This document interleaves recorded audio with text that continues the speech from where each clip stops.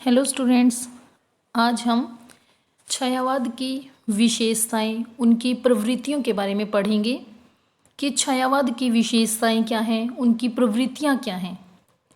उनकी विशेषताओं या उनकी प्रवृत्तियों के बारे में जानने से पहले हमें ये जानना होगा कि जो छायावाद है वो क्या है।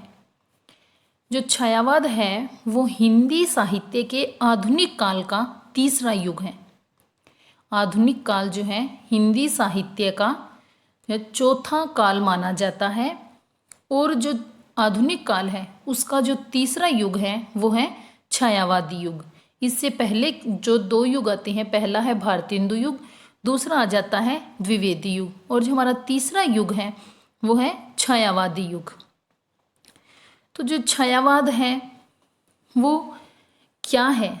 छायावाद क्या है कि जब भारत पर विदेशी आक्रमण हो रहे थे, विदेशी हमारे भारत पर शासन कर रहे थे, अत्याचार कर रहे थे, तो उस समय जो परिस्थितियां थी उन परिस्थितियों का विरोध करने के लिए हिंदी कवियों ने जिस काव्य की रचना की वही काव्य छायावाद जो है कहलाता है। तो जो छायावाद है वो हिंदी साहित्य के आधुनिक काल का तीसरा युग है, जिसकी समय सीमा 1918 से 1936 मानी गई है, लेकिन कुछ विद्वान जो हैं 1920 से 1940 भी स्वीकार करते हैं। तो उस समय विदेशी शासन के अत्याचारों से जो परिस्थितियां उत्पन्न हो रही थी, उन परिस्थितियों का विरोध करने के लिए कवियों ने जिस काव्य की रचना की वही काव्य जो है छायावादी काव्य कहलाता है। इससे पहले वाला जो युग था, छायावादी युग से पहले, जैसे मैंने पहले बताया है कि पहले भारतेंदु युग था, फिर द्विवेदी युग और फिर था तीसरा युग छायावादी युग। तो छायावादी युग से पहले जो युग था यानी कि द्विवेदी युग, उसमें द्विवेदी युग में जितनी भी काव्य रचनाएं की गई थी उनमें केवल प्रेम और सौंदर्य का ही वर्णन किया जा रहा था। उसमें क्या है, जो राष्ट्रीय भावनाएं थी वो दब सी गई थी, उसमें राष्ट्रीय भावना जो उभर कर सामने नहीं आ रही थी। तो छायावादी कवियों ने अपने काव्य के माध्यम से राष्ट्रीयता पर बल दिया।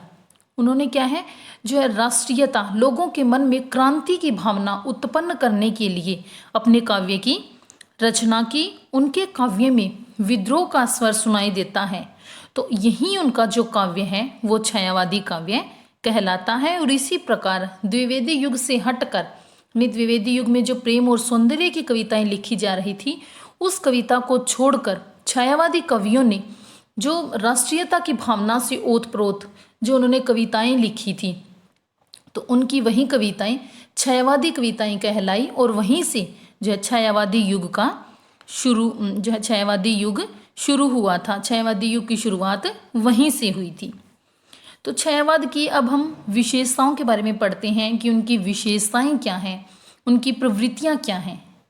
छायावाद में सबसे पहली जो विशेषता है वो है व्यक्तिवाद की प्रधानता। इसका मतलब क्या है कि छायावादी कवियों ने जितनी भी कविताएं लिखी थी उन कविताओं की सबसे बड़ी विशेषता है व्यक्तिवाद की प्रधानता, कि इन कवियों ने अपने समाज में चारों ओर जो घट रहा है या समाज में जो भी हो रहा है उसका वर्णन न करके अपने अंदर के, इनके अंदर जो भी विद्रोह की भावना थी, जो चारों ओर की परिस्थितियां देख रहे थे, उन परिस्थितियों को देखते हुए अब इनके मन में जो भी बातें आई थी उनको उन्होंने अपने काव्य के माध्यम से प्रस्तुत किया था। इसका अर्थ है कि व्यक्तिवाद की प्रधानता, कि अपने मन के भावों को, अपने मन के विचारों को अपने अंदर झांक कर अपने विचारों को इन्होंने अपनी कविताओं के माध्यम से जो पूरे समाज के सामने उसे दिखाया था। तो इन कवियों ने अपने भावों को भाव और कला में बांधकर उन्हें सुख और दुख की अभिव्यक्ति के माध्यम से जो है सभी के सामने अभिव्यक्त किया है। जैसे प्रसाद जी का जो है काव्य आता है एक आंसू, जिसमें उन्होंने अपने मन की जो वेदना थी, जो पीड़ा थी, उसको उन्होंने अपने इस काव्य में व्यक्त किया है। पंत जी की आ जाती हैं उच्छ्वास, इसमें भी उन्होंने अपने मन की भावनाओं को व्यक्ति जो है भावनाओं को व्यक्त किया है। तो इस तरह जो छायावादी कवि हैं उन सभी की रचनाओं में व्यक्तिवाद की ही अभिव्यक्ति हुई है, अर्थात इसने सभी ने अपने मन के भावों को कला का रूप देकर हम सबके सामने व्यक्त किया है। तो हमारे जो छायावादी कवि हैं वो 4 कवि हैं। प्रसाद यानी कि जयशंकर प्रसाद, दूसरे आ जाते हैं सूर्यकांत त्रिपाठी निराला जी, तीसरी हैं सुमित्रा नंदन पंत और चौथी महादेवी वर्मा। ये हमारे जो 4 कवि हैं वो छायावादी कवि माने जाते हैं, जिन्होंने छायावाद में काव्य रचनाएं की थी। और व्यक्तिवाद की प्रधानता का मतलब ये है कि इन चारों कवियों ने अपने मन के भावों को कला का रूप देकर उसे अभिव्यक्त किया था। दूसरा आ जाता है प्रकृति चित्रण। प्रकृति का इतना अधिक वर्णन छायावाद के अंदर, इतना अधिक वर्णन हुआ है कि इतना अच्छा और जो है सुंदर वर्णन ना तो पहले यानी कि द्विवेदी युग में हुआ था और ना छायावाद के बाद जो युग आए थे उनमें हमें प्रकृति चित्रण देखने को मिलता है। इसमें प्रकृति चित्रण इतना अधिक है कि लोग जो है प्रकृति चित्रण को ही जो है छायावाद का नाम देने लगे थे, कि जहाँ भी किसी भी रचना में प्रकृति चित्रण है तो उस रचना को जो है छायावादी रचना कहा जा सकता है, क्योंकि इतना सुंदर प्रकृति का जो वर्णन है वो हमें छायावादी युग के अतिरिक्त और किसी युग में इतना जो है देखने को नहीं मिलता। जो सारे जो कवि हैं हमारे प्रसाद, पंत, निराला या महादेवी वर्मा जी, सभी ने क्या है अपनी अपनी रचनाओं में प्रकृति का सुंदर चित्रण किया है। लेकिन जो सुमित्रा नंदन पंत जी हैं उन्होंने तो प्रकृति का इतना अधिक वर्णन अपनी रचनाओं के अंदर किया है कि यदि हम कहें कि पंत जी जो हैं प्रकृति के चितेरे कवि भी कहे जाते हैं, क्योंकि उन्होंने प्रकृति का इतना सुंदर और इतना शालीन वर्णन जो है अपनी रचनाओं में किया है कि वो अन्य छायावादी कवियों की रचनाओं में भी हमें देखने को नहीं मिलता। प्रकृति वर्णन का जो है वर्णन के कारण ही सुमित्रा नंदन पंत जी को प्रकृति का चितेरा कवि कहा जाता है। इन्होंने प्रकृति को, चारों कवि जो छायावादी कवि हैं प्रसाद, पंत, निराला और महादेवी वर्मा जी, इन्होंने प्रकृति को नारी रूप में चित्रित करके अपनी रचनाओं के माध्यम से उसे अभिव्यक्ति दी है। आगे आ जाता है नारी के सौंदर्य का चित्रण। कि नारी के सौंदर्य का चित्रण तो जो है छायावादी युग से पहले भी होता रहा है और छायावादी युग के बाद भी हुआ है। जैसे क्या है कि जो रीति काल था, आधुनिक काल से पहला जो काल था वो था रीति काल, उसमें भी नारी के सौंदर्य का वर्णन किया गया है। लेकिन उस सौंदर्य वर्णन में अश्लीलता थी। लेकिन छायावादी कवियों ने अपनी रचनाओं में जिस नारी के सौंदर्य का वर्णन किया है उसमें कहीं भी जो है हमें अश्लीलता देखने को नहीं मिलती। उन्होंने नारी के सौंदर्य का बड़ा ही शालीन, बड़ा ही पवित्र वर्णन अपनी रचनाओं में किया है।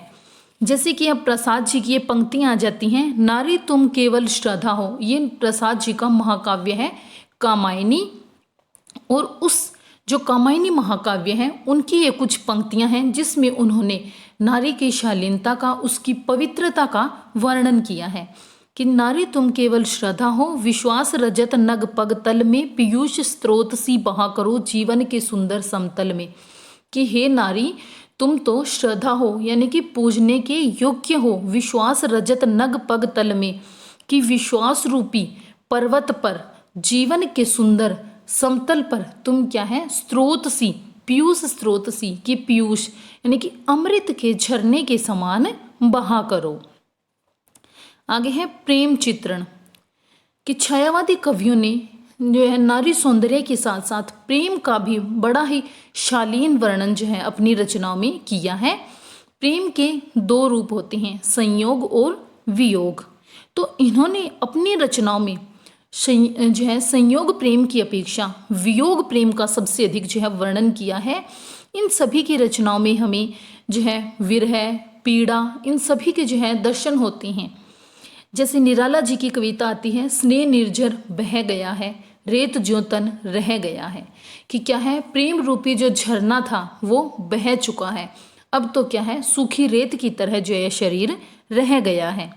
पंत जी की आ जाती हैं ग्रंथि, प्रसाद की आंसू। ये भी आंसू जो है प्रसाद जी का, इनका विरह काव्य है जिसमें इन्होंने अपने मन की विरह भावनाओं को, अपनी पीड़ा को व्यक्त किया है। तो जो छायावादी कवि हैं उनकी रचनाओं में जो प्रेम चित्रण है उसमें संयोग की अपेक्षा वियोग प्रेम का जो है सबसे अधिक वर्णन हम देख सकते हैं। आगे है रहस्यवाद। छायावादी कविता की सबसे जो बड़ी प्रवृत्ति है, सबसे बड़ी जो विशेषता है, यदि उसे रहस्यवाद को छायावाद की सबसे बड़ी विशेषता कहा जाए तो इसमें कोई अतिशयोक्ति नहीं होगी। रहस्यवाद, वैसे तो छायावादी जो चारों कवि हैं प्रसाद, पंत और निराला जी, उन सभी की रचनाओं में हमें रहस्यवाद देखने को मिलता है, लेकिन जो महादेवी वर्मा जी हैं वो रहस्यवाद की कवयित्री कही जा सकती हैं, क्योंकि रहस्यवाद का जितना वर्णन उन्होंने अपनी रचनाओं में किया है उतना वर्णन छायावादी कवियों के किसी भी कवि की रचना में हमें देखने को नहीं मिलता। जो रहस्यवाद है वो छायावादी कवियों ने किसी न किसी रूप में अपनाया है। जैसे निराला जी ने तत्व ज्ञान को प्राप्त करने के लिए, तत्व ज्ञान अर्थात उस परमात्मा का, उस असीम सत्ता का ज्ञान प्राप्त करने के लिए उन्होंने रहस्यवाद का सहारा लिया था। पंत ने प्रकृति सौंदर्य से अभिभूत होकर, प्रकृति जैसे कि मैंने पहले भी बताया है कि जो पंत जी हैं सुमित्रानंदन पंत, उन्हें प्रकृति का चितेरा कवि कहा जाता है। इसीलिए उन्होंने प्राकृतिक सौंदर्य से अभिभूत होकर उन्होंने रहस्यवाद को अपनाया था। महादेवी वर्मा ने प्रेम और वेदना, अपनी उनकी जो है रचनाएं हैं उनमें वेदना और पीड़ा जो है उसके कारण उन्होंने छायावाद में रहस्यवाद को अपनाया था। तो प्रसाद जी हैं, उन्होंने परम सत्ता को बाहरी संसार में खोज की दृष्टि से, कि परम सत्ता परमात्मा को इस संसार में खोजने के लिए उन्होंने जो है रहस्यवाद को अपनाया था।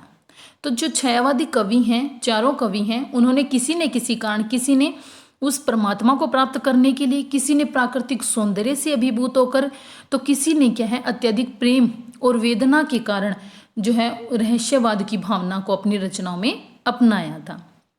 आगे है लाक्षणिकता। छायावादी जितनी भी कविताएं हैं उसमें हमें लाक्षणिकता के जो है बड़े ही सुंदर जो है दर्शन होते हैं। उन्होंने सब अपनी रचनाओं में किसी न किसी जो है लक्षण के आधार पर ही जो है अपनी रचनाओं को किसी जैसे उन्होंने प्रकृति चित्रण जो किया है उसमें उन्होंने प्रकृति चित्रण में जो प्रकृति को एक नारी के रूप में, नारी के लक्षण के रूप में उन्होंने उसे हमारे सामने प्रदर्शित किया है, हमें दिखाया है। उन्होंने क्या है जो मूर्त है उसमें अमूर्त का विधान करके जो हमें दिखाया है, जो उनके काव्य की सबसे बड़ी विशेषता है। जैसे प्रसाद जी की कविता बीते विभावरी जागरी, इसमें उन्होंने प्रातःकालीन जो सवेरे होती हैं, सुबह होती हैं, उसका एक नारी के रूप में, नारी के लक्षणों के रूप में हमारे सामने जो है चित्रित किया है। आगे छंद विधान। छंद के लिए भी जो है छायावादी काव्य जो है काफ़ी प्रशंसनीय रहा है। इन कवियों ने मुक्तक छंद के साथ साथ ऋतुकांत छंदों का भी प्रयोग किया है। मुक्तक छंद कि जिसमें कोई छंद ना हो, मुक्त छंद, छंदों से मुक्त कविताएं भी इन कवियों ने की हैं। इन्होंने कुछ जो पहले से प्रचलित छंद थे उनके साथ साथ नवीन छंदों का वर्णन भी क्या है अपनी रचनाओं में किया है। अलंकार विधान। इन कवियों ने हिंदी में जो प्राचीन अलंकार थे जैसे कि अनुप्रास, उपमा, रूपक, इनके साथ साथ मानवीकरण जैसे अलंकारों का प्रयोग भी अपनी रचनाओं में किया है। प्राकृतिक जो दृश्य है, प्रकृति का वर्णन में जो है मानवीकरण का सबसे अधिक अलंकार का जो प्रयोग इन्होंने अपनी रचनाओं में किया है। तो जैसे क्या है तुम्हारी आंखों का बचपन खेलता जब अलहड़ खेल, तो इसमें क्या है विशेषण, किसी की विशेषता बताई जा रही है। तो क्या इसमें विशेषण विपर्याय क्या है कि विशेषण विपर्याय जो इसमें हमें जो है अलंकार देखने को मिलता है। तो इस प्रकार हम कह सकते हैं कि जो छायावादी काव्य है वो सबसे श्रेष्ठ काव्य है। इन कवियों ने जो है अपनी काव्य रचना में खड़ी बोली का जो है प्रयोग किया था। इसीलिए यदि छायावादी काव्य को खड़ी बोली काव्य का स्वर्ण काल भी कहा जाए तो कोई अतिशयोक्ति नहीं होगी। खड़ी बोली काव्य का जो है स्वर्ण काल कहा जा सकता है। आशा करती हूँ कि आपको यह जो छायावादी काव्य की जो प्रवृत्तियां हैं, विशेषताएं हैं, वो समझ आई होंगी। धन्यवाद।